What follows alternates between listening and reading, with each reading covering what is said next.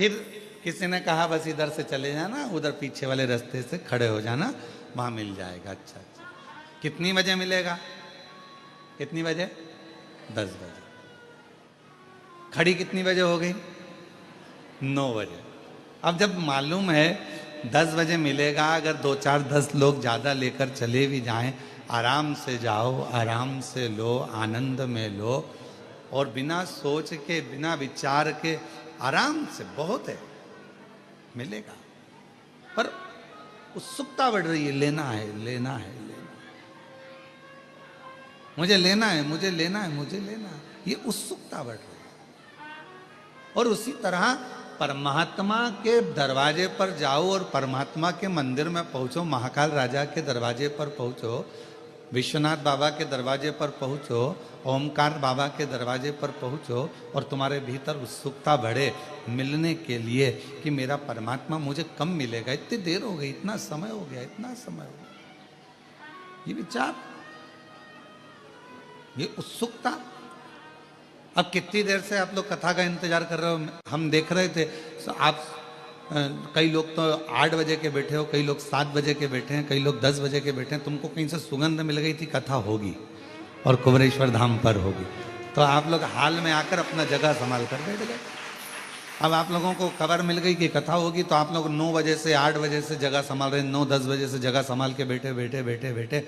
और अब कहीं विचार आवे कि कोई इधर वाला बोले कुछ, इधर वाला कुछ बोले, तो मन में आता है कि शांति, थोड़ी शांति रख ले। अब हमको कथा मिली है, जरा सुन लेने दे, इतनी दूर से आए हैं, बड़ी मुश्किल से आए हैं, और पहले कई बार आकर चले गए, कथा नहीं मिली, पर अब की बार पितृपक्ष में अगर ये कथा मिल रही है तो ये तो शिव जी की बड़ी कृपा है, हमारे पूर्वजों को पार लगाना होगा, तो ये बड़ी करुणा। अब उसमें भी अगर इधर वाला बोले, इधर वाला बोले, इधर वाला बोले, तो बार बार उसको चुप करने का प्रयास किया जाता है। तेरे पाँव पड़ूं, चुप हो जा, तेरे हाथ जोड़ लूं, चुप हो जा। और फिर चुप ही नहीं हो तो सारी समस्या का हल एक लोटा जल। फिर चुप ही नहीं हो तो मन में आवे, हे भगवान, हे प्रभु, कहां से आई है, कहां से? चुप ही ना हो रही, शांति ना हो रही। और मैंने तेरे ही भरोसे बाबा, तेरे ही भरोसे हवा बिच उड़ती जावांगी, बाबा डोर हथों छड़ी नाम कटी जावांगी, भोले मैं तेरी शंभो मैं तेरी हवा बिच उड़ती जावागी, बाबा डोर हथो छड़ी नाम कटी जावागी, भोले मैं तेरी। अब इतना व्याकुलता भीतर है रुद्राक्ष लेने की, व्याकुलता भीतर है परमात्मा से मिलने की, व्याकुलता भीतर है परमात्मा की कथा श्रवण करने की। और जितना जितना व्याकुलता में होता है, ट्रेन का इंतजार कर रहे हो तो ट्रेन का इंतजार करते हो तो क्या लगता है, अगर मालगाड़ी भी निकल कर जा रही है तो अपने को लगता है अपनी है, अपनी आ रही है। फिर कोई दूसरी गाड़ी निकल कर गई, फिर लगा अपनी है। इतने में बैग तैयारी करा था तो पति ने कहा चुप बैठ, अभी अपनी नहीं आई है। फिर थोड़ी देर में कोई गाड़ी आई, फिर उठ के खड़ी हो गई, अपनी है। अब जो आ रही है ना वो ऐसा लग रहा है कि अपना ही है, अपनी ही गाड़ी जा रही है, अपनी ही गाड़ी आ रही है, अपनी गाड़ी आ रही है, अपनी गाड़ी। जब तक भगवान नहीं मिलता तब तक ऐसी आस लगी रहती है, अब बाबा मिलने वाला है, अब विश्वनाथ जी मिलने वाला है, अब उज्जैनी नरेश मिलने वाला है, अब महाकाल राजा मिलने वाला है, अब कुबरेश्वर बाबा मिलने वाला। उत्सुकता बढ़ रही, उत्सुकता, उमंगता भीतर,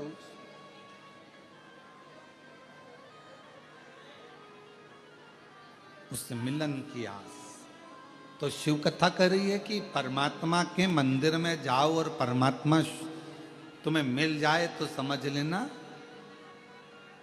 भाग्यवान हो, और यदि परमात्मा मंदिर में जाने पर ना मिले तो भी समझ लेना कि सौभाग्यशाली हो, महा आनंदमय हो। परमात्मा तुमसे थोड़ा सा ओझल हो गया है, छुप गया है, पर शीघ्र ही परमात्मा मिलेगा, जरूर मिलेगा। और मैंने तेरे ही भरोसे बाबा, तेरे ही भरोसे हवा बिच उड़ती जावागी बाबा, डोर हर तो चढ़ी नाम कटी जावागी। भोले मैं तेरी बोले तेरी हवा बिच उड़ती जावागी बाबा, डोर हर तो छड़ी नाम कटी जावागी। हम शिव को पाएं कैसे?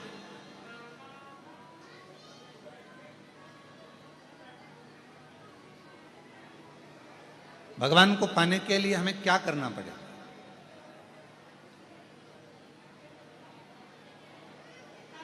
एक बहन ने एक प्रश्न लिखा,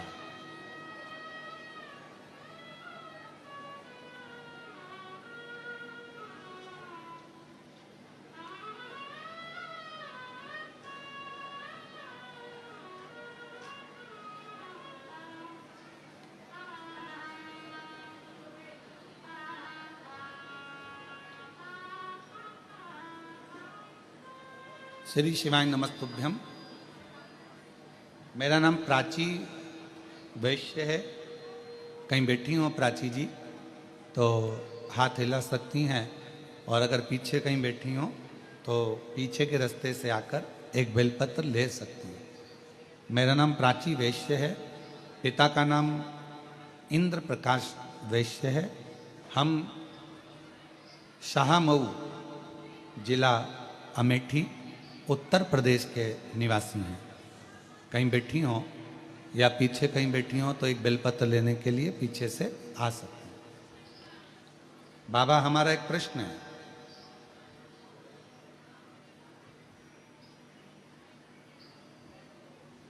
पहला तो ये है कि ये आस्था चैनल वाले लाइव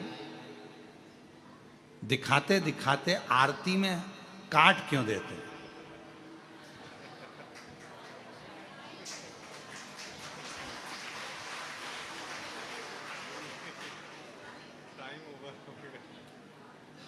अब ये तो मेरी बहन और मेरी जीजी और मेरे जीजाओं, तो मैं प्रणाम करूं, ये आस्था वालों से पूछना क्यों काट।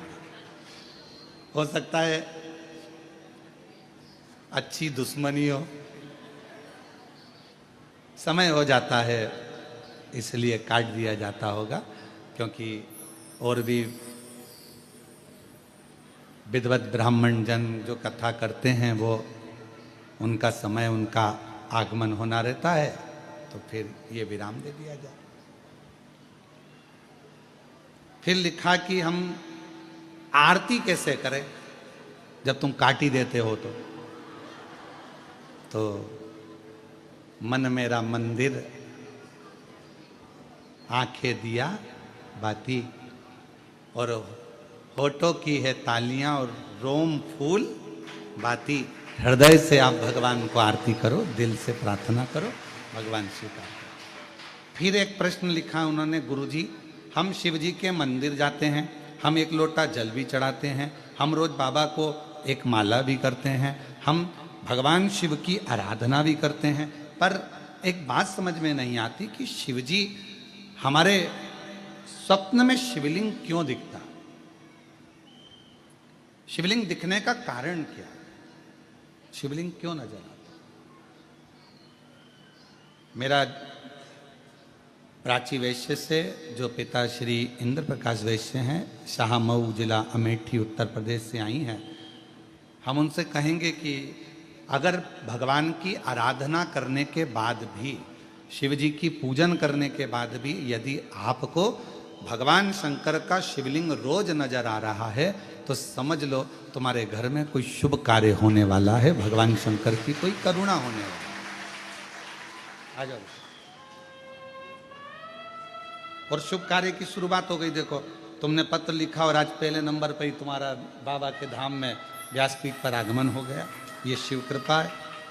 ले बेटा शंभु शंभु, रोते नहीं, खुश हो, बाबा ने बड़ी करुणा करी है तुम लोग, ये परिवार माता पिता के लिए। रोते नहीं, खुश हो, शिव कृपा है। ये तो बाबा बुलाता रहे और आप लोग ऐसे ही शिव कथा को श्रवण करते रहें और अपने जीवन को आनंदित बनाते रहें। एक लाइन इन्होंने लिखी अच्छी है, सीहोर जाऊंगी सखी में, सीहोर जाऊंगी, सीहोर जाऊंगी सखी में, सीहोर जाऊंगी, मेरे मन में नहीं है धीर सखीरी में, सीहोर जाऊंगी, मेरे मन में नहीं है धीर सखीरी में, सीहोर जाऊंगी, सीहोर जाऊंगी सखी में, सीहोर जाऊंगी, सीहोर जाऊंगी सखी कुबरेश्वर जाऊंगी, मेरे मन में नहीं है धीर सखी में, सीहोर जाऊंगी। ये शिव जी की बड़ी उदारता है, शंकर की। तो कोई कहे कि हम भगवान शिव की आराधना कर रहे हैं, हम भगवान शंकर की अर्चना कर रहे हैं, हम भगवान शंकर की पूजन कर रहे हैं, हम भगवान शंकर का स्मरण कर रहे हैं, हम भगवान शंकर के पूजन पाठ में लगे हैं और शिव जी हमको स्वप्न में क्यों दिख रहे हैं? तो ये जान कर रखो कि वो तुम्हारा पिता है, वो तुम्हारा पिता है।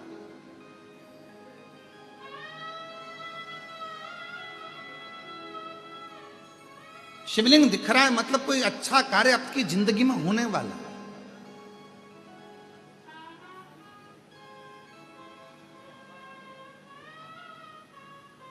मन में भगवान से मिलने की उमंगता, उत्साह बढ़ रहा है तो समझ लो शिव की कृपा है,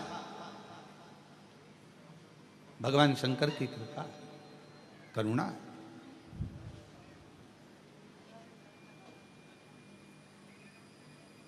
और यदि परमात्मा से मिलन की आस बढ़ रही है, उत्साह बढ़ रहा है, उमंगता बढ़ रही है, ये शंकर की उदारता है, शंकर की करुणा है, कृपा है, दया।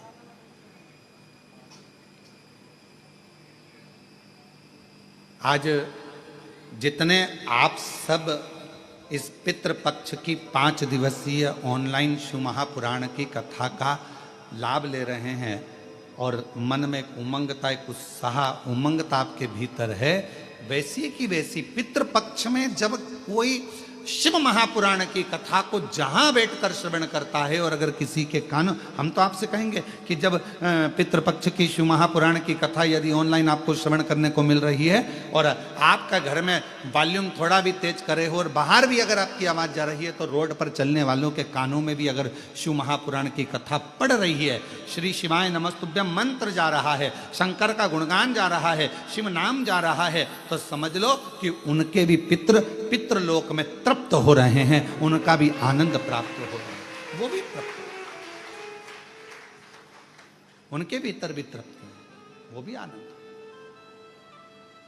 और शिव की उदारता इसकी, भगवान शंकर की करुणा, कितना सुंदर भाव कहा गया है। एक बार माता पार्वती जी ने भगवान शिव जी से अपने नाना जी के यहां जाने के लिए जिद करी। और पार्वती जी के नाना जी कौन है? पितृलोक। पितरों की 3 बेटियां हैं, मैना, धन्या, कला। ये हम पहले भी वर्णन कर चुके हैं। उन पितरों की 3 बेटियां, मैना जिनकी गोद में मां पार्वती जी खेली हैं, धन्या सुनैना बनी जिनकी गोद में माँ जानकी जी खेली हैं।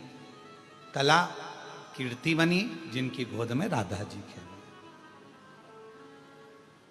ये तीनों पितरों की 3 बेटियां हैं। पितृलोक में इनका निवास है, पितृलोक में ये रहती हैं। पर सनकादि ऋषियों के चरण में, जंघा में इनके वस्त्र की चोट लग जाती है, जिसके कारण बस ये पितृलोक से मृत्यु लोक में आ जाती है। थोड़ी सी गलती हुई, थोड़ी सी गलती, थोड़ा सा गलत कर्म हो गया कि चलते चलते उनके कपड़े संत की जंघा पर, अर्थात छोटे छोटे जो सनकाद ऋषि बड़े आनंद के साथ तप कर रहे थे और उनके वस्त्रों को छूकर चले गए।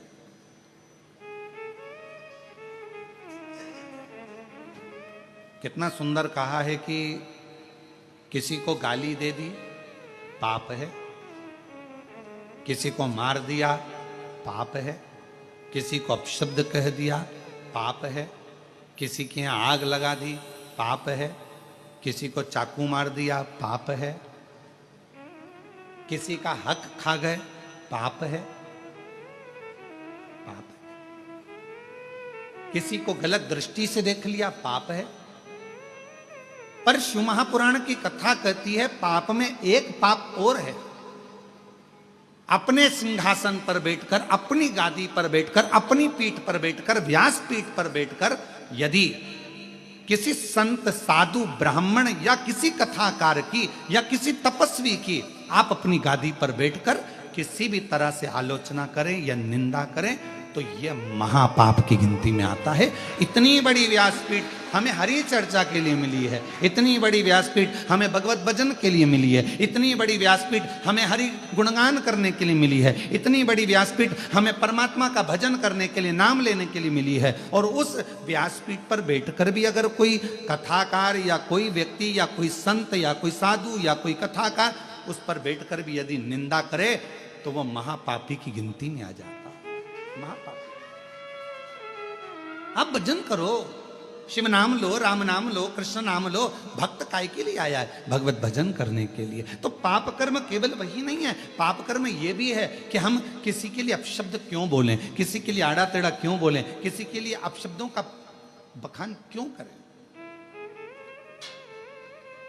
शिव महापुराण की कथा कहती है, आज मां पार्वती जी भगवान शंकर जी से निवेदन कर रही हैं, भगवान शिव जी से प्रार्थना कर रही हैं, आप हमारे साथ में पितृलोक चलो। क्यों? क्योंकि वो हमारे नाना जी का घर है, वहां चलिए, पितृलोक में चलिए। वो हमारे नाना जी का घर है, पितृलोक चलो। भगवान देवाधिदेव महादेव ने थोड़ा सा सुना और जिस चीज का जवाब नहीं देना रहता है उस चीज के लिए मौन हो जाना सबसे अच्छा है। हमारा बहुओं से भी निवेदन है और सासुओं से भी निवेदन है। बहू की कोई बात का जवाब नहीं देना है तो सास से निवेदन है कि थोड़ा मौन हो जाओ, और सासुओं से बहुओं से निवेदन है कि अगर सास की कोई बात का जवाब नहीं देना है तो थोड़ी देर मौन हो जाओ। वो अच्छा, बोलोगे और विवाद हो तो क्या मतलब का जीवन, शांति। शिव जी मौन हो गए, शांत हो गए एकदम। और है भी मेरे शंकर भगवान, कर्पूर गौरम करुणावतारम संसार सारम भुजगेन्द्र सदा हृदयारविंदे भवम भवानी सहितं नमः शिवाय। ओम नमः शिवाय, नमः शिवाय,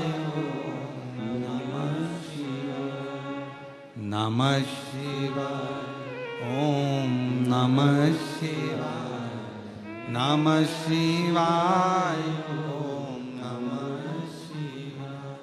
कर्पूर गौरम करुणावतारम संसार सारम भुजगेन्द्रहारम सदा हृदयारविंदे भवम भवानी सहितं नमः शिवाय। ओम नमः शिवाय, नमः शिवाय। भगवान शिव की आनंदमय मूर्ति का प्रतिबिंब यह स्वरूप भी तो कह रहा है कि शिव शांत रहते हैं, शिव मौन रहते हैं। भगवान शंकर का एक सबसे बड़ा यदि कोई तत्व उनके अंदर है, क्या लोग कहते हैं भगवान शंकर की पूजन करोगे तो तुम्हारे अंदर हो सकता है क्रोध आ जाए, शिव जी की पूजन करोगे तो हो सकता है तुम्हारे अंदर कोई भाव आ जाए। अरे शिव महापुराण की विद्येश्वर संहिता कहती है, शंकर भगवान को एक लोटा जल चढ़ाने वाले को, शिव जी की आराधना करने वाले को, शंकर की उपासना करने वाले पर भगवान सबसे पहला सुख अगर देता है तो शांति देता है, वो भी हृदय की, मन की शांति, हृदय की शांति, मन की शांति।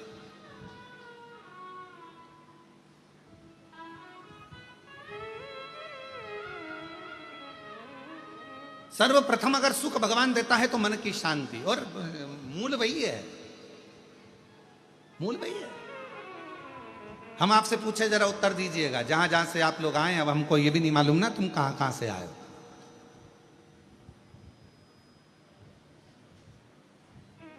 पर तुम सब जहां से आए हो हम भी वहीं से आए हैं, तो हमको ये भी नहीं मालूम कि आप लोग, तो एक प्रश्न हम आपसे करें, उत्तर दीजिएगा जरा प्रेम से। अगर कोई मर जाता है और मरने के बाद तुम्हारे व्हाट्सएप पर या ग्रुप में मैसेज आता है कि ये व्यक्ति फलाना फलाना व्यक्ति अपने प्राणों को छोड़ दिया और परमात्मा में मिल गया, तो तुम उसके कमेंट्स में क्या लिखते हो? जम के बोलो, ओम शांति।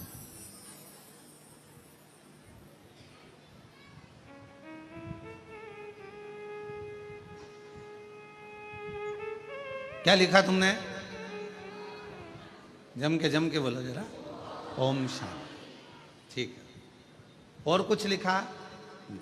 हाथ जोड़ लिए, फूल बना दिया, फूल का गुच्छा बना दिया, भले वो कैसा भी हो। तुमने ये लिखा कि बहुत एबला था, बहुत उपद्रवी था?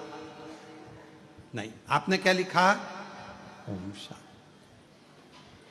मतलब पूरी जिंदगी व्यक्ति ने संघर्ष किया, पूरी जिंदगी व्यक्ति ने काम किया, और आखिरी में लोग जब खड़े होकर श्रद्धांजलि भी देते हैं तो क्या कहते हैं कि 2 मिनट का मौन उस जीवात्मा की शांति के लिए धारण, और लोग हाथ ऐसा लंबा करके और बिल्कुल शांति से एकदम खड़े हो जाते हैं उस जीवात्मा की शांति के लिए। पर जरा विचार करिए कि वो शांति जो वो पूरी जिंदगी ढूंढता रहा, आखिरी तक नहीं मिली, मरने के बाद उसको शांति मिली। पर शिव महापुराण की कथा कहती है कि मरने के बाद लोगों को शांति मिलती है।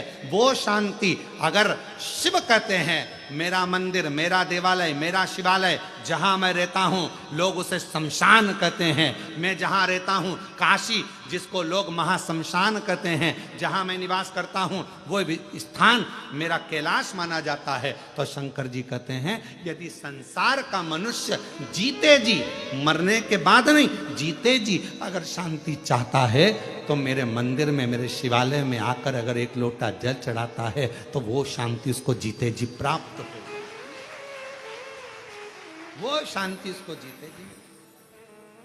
अब मरने के बाद अगर लोग ओम शांति लिखें, मरने के बाद लोग ओम शांति कहें, मरने के बाद श्रद्धांजलि में कहें 2 मिनट का मौन धारण करो जीवात्मा की शांति के लिए, उससे अच्छा है अपनी शांति अपने को इकट्ठा करना है। इसलिए 1 लोटा जल लेकर शंकर के मंदिर में जाओ, शिव जी को 1 लोटा जल समर्पित करो, हृदय से अपने भीतर उस शांति को आप पाओगे। जब शिव जी को 1 लोटा जल चढ़ाओगे, हृदय से शांति का अनुभव। एक पत्र है, देखिए,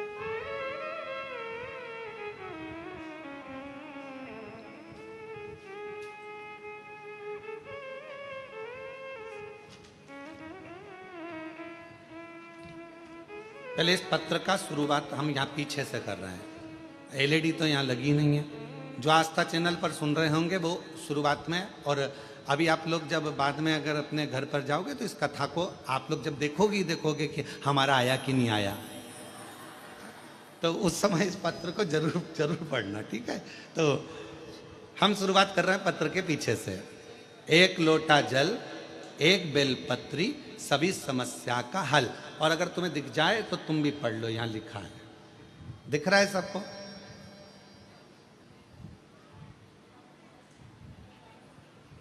कुछ माताएं चश्मा आगे पीछे करके देख रही है। दिख रहा होगा, वैसे तो इतना बड़ा शब्द है, दिख रहा। अब पत्र को आगे से पढ़ें। गुड्डी देवी राजू सक्सेना दिल्ली एनसीआर से आई हैं। गुड्डी देवी राजू सक्सेना, आप ही हैं? आ जाओ, आगे से आ सकते हैं क्या? हाँ, थोड़ा जगह हो तो आगे से आ जाओ। गुड्डी देवी राजू सक्सेना दिल्ली एनसीआर से हम लोग आए हैं। गुरुदेव बाबा, एक लोटा जल चढ़ाने का क्या वर्णन करूं गुरुदेव। मेरे बेटे कई सालों से तैयारी कर रहा था एमबीबीएस की, कि कैसे भी नीट परीक्षा निकले और मैं डॉक्टर बनूं, उसकी तैयारी कर रहा था, पर उसका हो नहीं रहा था। एक बार उसने एग्जाम दिया, नहीं नंबर आया। दूसरी बार नंबर नहीं आया। तीसरी बार नंबर नहीं आया। तब आखिरी में उसने हिम्मत हारी, और हिम्मत हारा तब हमने हमारे बेटे से कहा कि वो सीओर वाला मामा बाबा कहता है कि खूब मेहनत करो, खूब मेहनत, रात दिन एक कर दो, फिर एक बेलपत्र शहद में लगाकर शिवजी को चढ़ाकर जाओ, फल जरूर मिलेगा। मेरे बेटे ने हंसकर कहा, माँ क्या ऐसा हो सकता है? हाँ। मेरा बेटा तैयारी करने लगा, फिर तैयारी करी, फिर मेहनत करी, और इतनी तैयारी और मेहनत करी, आखिरी में पशुपतिनाथ का व्रत भी किया, और बाबा की ऐसी कृपा हो गई कि मेरे बेटे का नीट कंप्लीट हुआ और एमबीबीएस आज वो उसका एडमिशन हो गया, और बाबा की कृपा से, शिव जी की कृपा से सरकारी कॉलेज में बाबा की कृपा से एमबीबीएस कर रहा है। आ जाओ सम।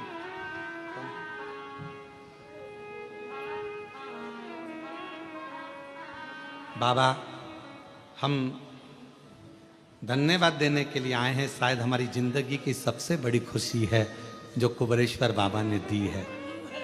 शंभु शंभु शंभु, रोते नहीं, रोते नहीं, बाबा कृपा।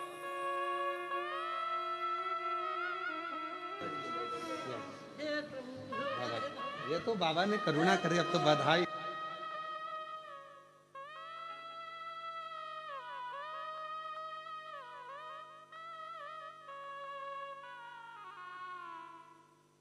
तेरी कृपा का क्या है भरोसा, कब किस पर हो जरा सी हम पर कर दो, जरा सी हम पर कर दो। तेरी कृपा का क्या है भरोसा, कब किस पर हो जाए जरा सी हम पर कर दो, जरा सी हम पर कर दो। जिस पर भी हो गई तेरी कृपा करुणा, वो भव पार हुआ, भव पार हुआ। पापी हो चाहे जितना, उसका भी बाबा उद्धार हुआ, उद्धार हुआ। गिद्ध अजामिल गणिका जैसे तेरे मन को भाए। माता जी लिखी हैं, बाबा पूरे घर को आश्चर्य है, हो नहीं सकता था, साधारण व्यक्ति हैं हम लोग, क्या हमारा बेटा भी डॉक्टर बन सकता है?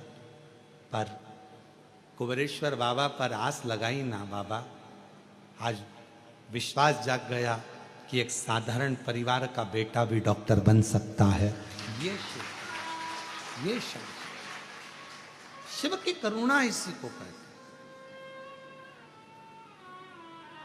शंकर की करुणा, उसकी उदारता, इसी को कहते हैं। बस आप विश्वास कितना कर रहे हो। ये 5 दिवसीय कथा नहीं है,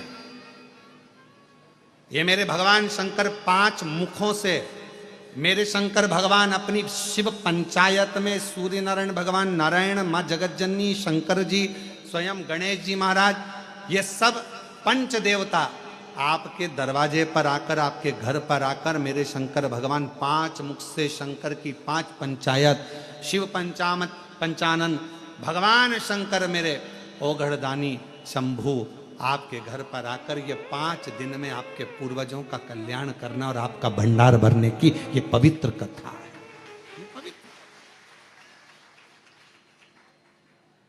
ये पवित्र कथा।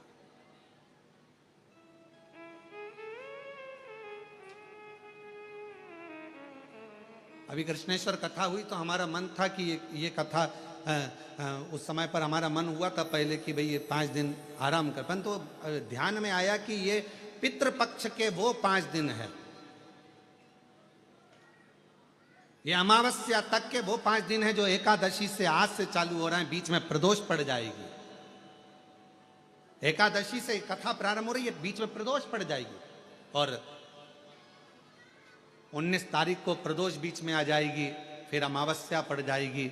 हमारा मन था कि ये 5 दिन अगर व्यक्ति कुछ ना करे, उसने तर्पण भी नहीं करा, उसने पिंडदान भी नहीं करा, उसने किसी को भोजन भी नहीं कराया, उसने एक अठन्नी का भी किसी को कोई अन्नदान भी ना करा हो, पर यदि उसके घर में, उसके परिवार में अगर कोई एक भी शिव महापुराण की कथा अपने घर पर बैठकर भी सुन लेगा तो कम से कम उसके पूर्वजों को मोक्ष तो मिल जाएगा। उसके पूर्वज तर तो जो कामना कर कर बैठा हुआ है, जिस कामना से वो आया हुआ है। अब जैसे ये माँ ने पत्र में लिखा कि मेरे बेटे ने आस छोड़ दी थी कि वो डॉक्टर बनेगा कि नहीं बनेगा, छोड़, 1 बार नहीं हुआ, 2 बार नहीं हुआ, 3 बार, बेटा ही कहने लगा अब नहीं दूंगा। पर माँ ने कहा, वो सीवर वाला महाराज कहता है, अपनी मेहनत को 4 गुना करो, अपनी पढ़ाई बढ़ाओ और जितना जितना तुम विद्याध्ययन कर सकते हो, रात दिन एक कर सकते हो, उस समय से रात दिन एक करो और फिर बेलपत्र पर शहद लगाकर शिव जी को चढ़ाकर फिर जाओ। भगवान शंकर आनंदता देते,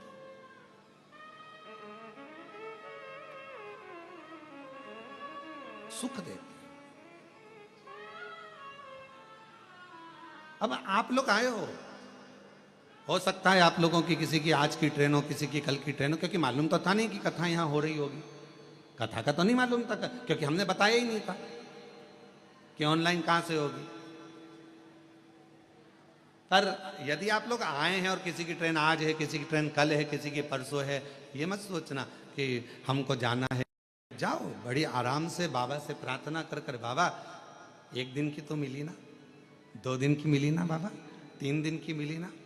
जब तू एक क्षण दृष्टि करता है और पूरे विश्व को हिला देता है तो तेरी 1 मिनट की भी कथा हमारे जीवन को आनंदता प्रदान कर सकती है, सुख दे सकती है।